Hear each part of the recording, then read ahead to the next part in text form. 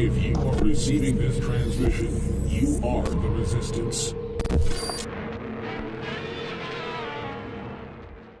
Welcome back. This is not Owen Schroyer. I am filling in for him today. My name is Jake Lloyd, your host for the rest of this hour. Up till now, we've been talking about Syria, false flags, the history of foreign entanglements. We've been taking a couple calls here and there. Talked about some of the excellent products at InfoWarsStore.com where you can support us. Please do. We have a 34-hour broadcast coming up this Thursday. I don't remember what the date is this Thursday. I believe it's the 14th. We have a 34-hour broadcast. It's Stop the Collapse of America. To stop the collapse of America, tune into Infowars.com/show or one of our various YouTube channels in order to watch this 34-hour broadcast. Lots of news coverage as well as commentary on the current political and social landscapes. It's April 12th. April 12th through Friday, April 13th. It starts in the morning with Real News with David Knight at 8 a.m. It goes to the Alex Jones Show at 11 a.m., goes to the War Room at 3, and then from 6 p.m. until Real News starts again the next day, it's all guests and hosts, alternating myself, Rob Dew, Owen Schroyer, Harrison Smith, Alex Jones will probably make an appearance. So please tune in to Infowars.com/show on April the 12th, all throughout the day and night in order to get your fix at the late hours of the night and the early morning. It's very good. These are always very good, very fun, very educational. So please support us in this. InfoWarsStore.com is where you can do so. We really greatly appreciate it. We couldn't do it without you. So I'd like to go to another caller real quick here before I get into Saudi Arabia and Iran. So we're going to go to Hot Shot in North Carolina talking about the long game in Syria. Hello, Jake. Can you hear me? I can. Okay, great. Let's consider the main causative factor in Syria right now and pretty much Turkey and Iran.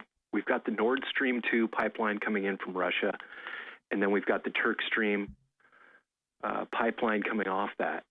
Now, this is a major agitation factor between Iran, Turkey. The Turks, they represent the Sunni ideology of Muslim, and then you have the Iranians with the Shia. These people have never really gotten along that I can think of, and we've been playing them off each other, playing them off all in the region for decades. This whole pipeline situation and resource situation goes clear back to the 80s, man. I've witnessed things that I don't want to talk about with you folks on air, but I've seen a lot of this compiled to where we are right now. And the best thing that can happen is cooler heads prevail. Vladimir he's got a really good grasp on what he sees as a big picture. I don't think he's the bad guy that everybody's drawing him out to be. I think it's in our best interest that we step back and get a full picture of the situation before we make any drastic moves. Nikki Haley's remark today, it's over the top. The warmongering has to come. We have to tone it down a bit. We don't need a World War III. Everybody needs to consider the bigger picture and realize that somebody else, there's a shadow faction that's stirring this whole pot up. This chemical attack in Syria, I don't see any evidence that, I mean, even the U.S. is saying right now that there aren't any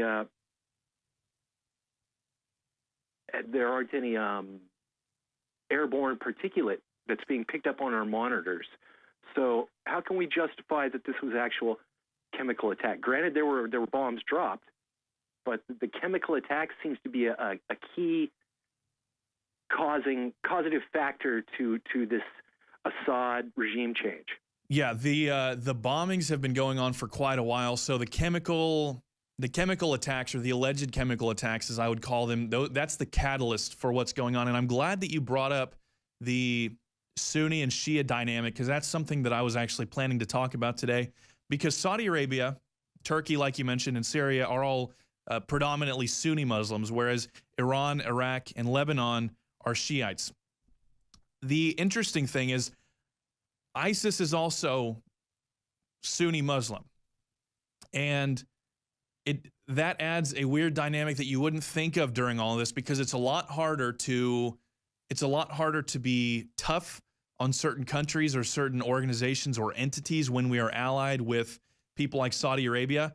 And part of the reason that we're allied so closely with Saudi Arabia right now, as I've talked about before, Saudi Arabia needs us and Israel needs Saudi Arabia. Right now with Mohammed bin Salman, the Crown Prince of Saudi Arabia, he needs the support of the White House for stability through the reforms, the changes that he's enacting in the Saudi government, for better or for worse.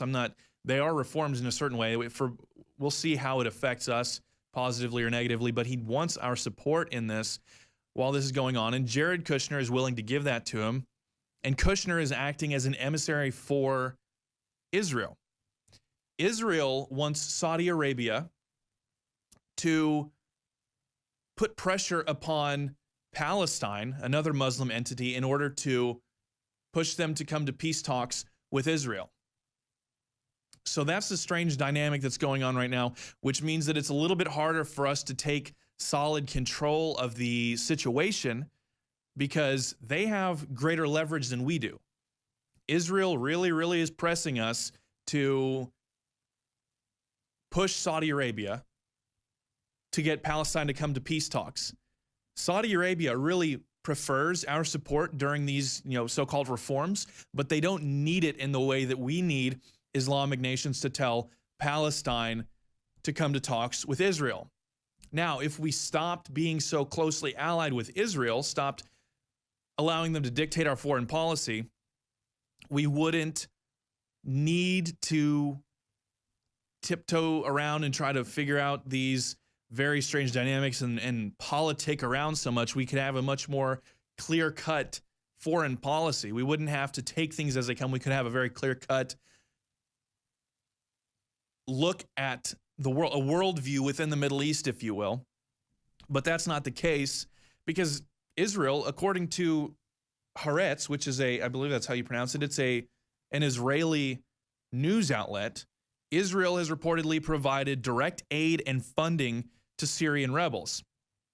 And that's because it's in their best interest to have Syria still a chaotic zone as a buffer between them and ISIS. They've also allegedly kind of have a non-aggression pact, an informal non-aggression pact between them and ISIS. Israel and ISIS, that is, because they don't want conflict with them. So they would much rather have a buffer zone of chaos, Syrian civil war between them and ISIS. They'd much rather have the attention taken off of them. So they are fine funding the rebels, maybe, and plus they don't like Assad. Maybe Assad is not so friendly to the Israeli government. So they are fine with Syrian rebels taking over them. And it comes down to simple pragmatism with Israel. I don't blame Israel for what they're doing, because it's pragmatic for them to be okay with all the nations around them to have civil war. If the nations around them aren't going to come to peace with them, it's strategically acceptable for Israel to have all those nations at civil war, because they know that they're backed by the United States, and none of this stuff is going to happen within Israel. Because as long as we have the relationship with them that we have now, there's not going to be any civil war or taking over of Israel while they're backed by the United States military. So they're fine with all the chaos going out. It's in their best interest to have that. So they're fine with funding it. They're fine with allowing it to happen, keeping the buffer zone between them and ISIS going with Syria. So, and that, I want to relate that back to what we were talking about before. That makes it hard with Saudi Arabia and all these Sunni and Shiites allied and opposed to each other, and then we drop ourselves in the middle of it. I think it would probably be best if we just stayed out of Middle Eastern politics as best as possible so that we wouldn't get drawn into more wars. But the problem is, our military-industrial complex and the deep state both have vested interests. Their existence depends upon the existence of eternal war in the Middle East. If you are receiving this transmission, you are the Resistance. You know, I've got some talking points here about Caveman from InfoWarsLife.com. But instead of going with those talking points, let me just give you what I've experienced personally. From all the wives' tales in every culture, we know that the bones have the essence. We know chicken noodle soup is great for people that are sick. Again, in every culture, this has been reported because it works.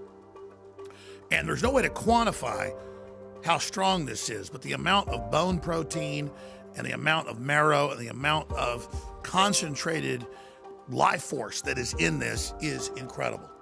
Ladies and gentlemen, whether it's for your joints, whether it's for your arteries and your veins, whether it's for your brain, whether it's for energy, this, ladies and gentlemen, is the strongest, most concentrated bone broth formula out there, and it's amazing.